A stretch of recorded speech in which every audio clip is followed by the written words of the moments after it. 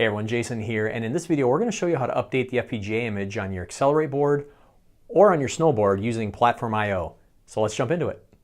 One of the cool things about our boards is that they are FPGA based, which means that gives you more processing power, more performance, higher clock rates, the ability to do things with better determinism, more parallelism, lots of cool reasons why FPGAs make sense and why they can bring a lot of power to traditional Arduino type solutions, microcontroller based solutions. And one of the things we've tried to do to make it really easy for you as a customer, for you as a user to change the FPGA image on your board is that we make some images just off the shelf, ready to go, that you can swap out for the images that are currently on your device. Now, in the case of Accelerate, we have a couple of different options for you. If you look at the images that are available under Accelerate, we've got basically 16 and 32 megahertz versions of three different images. One is our original image that had the floating point unit, servo, and NeoPixel. And then we've got another one that's just standalone NeoPixel. And then we've got the thing that is the most recent is just this, what we call a robotics image, which has float, servo, and our quadrature XBs on there. And so you can very easily just put these images onto the FPGA that's on your board. And if you've never done that before, and this is kind of news to you, I encourage you to check out this other video that we have called Running Accelerate at 32 megahertz. And I'll put a link to that down in the notes for this video, but it's very easy for you to go and update the FPGA. And it's the same for Accelerate as it is for Snō. So the snowboard works in the very same way. Here, if we go down here and we select Snō, and we go over and we can select, we have two images for the snowboard, standard 16 megahertz image, which is how it ships. It's got floating point, NeoPixel, servo, and quadrature. And then the 32 megahertz version of that as well. Now, the thing is this is very easy to do in Arduino. So we select the image that we want, and we go here to Tools, and we click Burn Bootloader, and it'll update all that. Again, greater detail in that other video. What I want to talk to you about in this video is kind of a follow-on to the two updates I did regarding PlatformIO and the overview videos I did a couple of weeks ago, because I've been using PlatformIO now for a couple of weeks and really starting to like it, but realize this menu or these menu options are not here for you if you want to update the image on your Accelerate or your snowboard. So let's talk about how you can do that if you're using PlatformIO. Well, let's bring up the PlatformIO editor. So this is actually pretty neat because the way that you're able to work with different kinds of code and in different languages and stuff like that within Visual Studio Code makes it easy to sort of develop some other tools to use with our boards.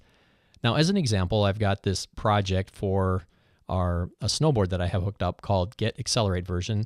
I actually just copied this out of the Get Accelerate version example sketch that comes as part of our Accelerate info library. If we look at the code for it, which is here, you can see Get Accelerate version. And this is just the code that we can load to see what is currently on the image. Now, I know that we've got the 16 megahertz image sitting on that snowboard right now. But what I want to do is I want to update to the 32 megahertz image. Now, with the Arduino IDE, I would have selected that image from the drop-down menu and then clicked Burn Bootloader. What that is actually doing in the background is it's actually calling a script called Accelerate Reconfig. And you see it here in the comments of this Python script I'm going to talk about in a moment. But Accelerate Reconfig is one of the tools that ships as part of our library. And this is what allows you to update the FPGA across that serial USB connection by pointing it to the image file that needs to be put on there. Now, you can just run this in the command line, and it's all there, and you could do that, and we have customers that are doing that sometimes. But I wanted to kind of do something that makes it maybe a little bit easier and sort of puts a wrapper around this script. And I wanted to write it in Python. One, because I'm personally learning Python, so it's a good exercise for me, but two, just to kind of show the versatility of Visual Studio Code and hopefully be able to provide you with a tool that is handy for you to use. So let's take a look at what I've done. What we've got is this project called AUM. This is Alorium Update Manager.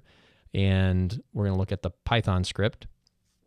And I'm kind of just defining, the images that are out there, where the actual tools are in our library. Creating these dictionaries of what our released images are, and then just some functions and stuff like that to go ahead and run this. So let's give it a try and see what happens. Now, as I said, I've got my snowboard connected, and it currently has the 16 megahertz live or 16 megahertz image on it. We're going to upgrade that to the 32 megahertz version. So the first thing I'm going to do is click down here and click Run Python in File Terminal. So what it's going to do first, it's going to ask me, is this an Accelerate board or a Snō board? So it's a Snō board. And these are the two image options that are available, just like we saw in the dropdown, the 16 megahertz standard or the 32 megahertz standard. I want to upgrade to the 32 megahertz. Whoops, I want a 1, not a 2.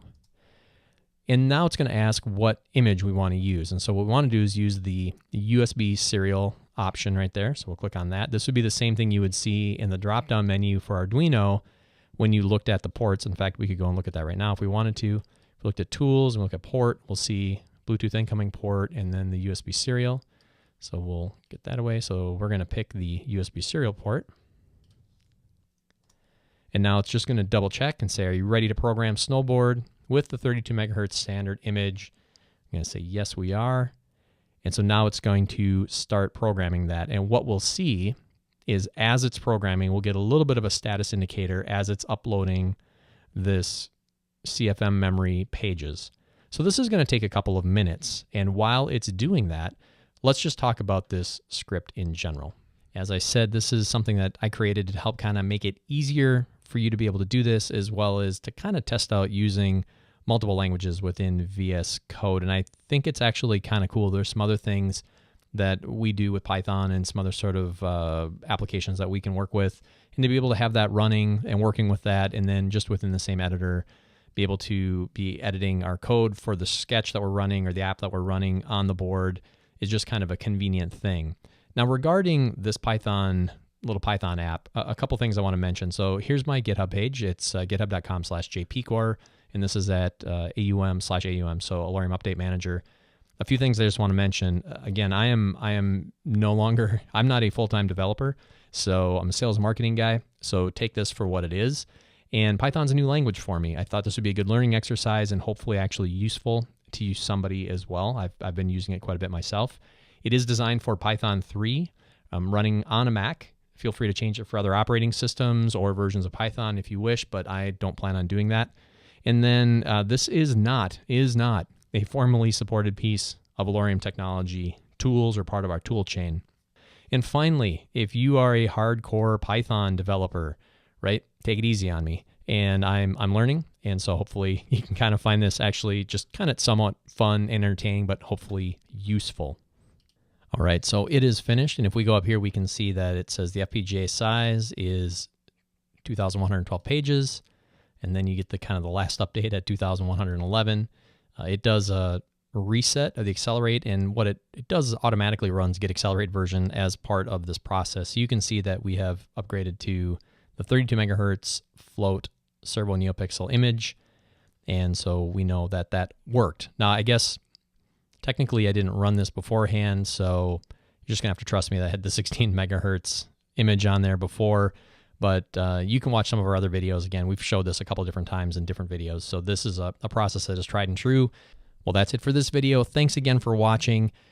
If you like what you see here and you're not subscribed to our YouTube channel, please subscribe to us. Leave us a comment. Let us know what you're doing. We'd love to hear from you and love interacting with you. Let us know what else we can be doing to help you out. Have a great one, and thanks for watching.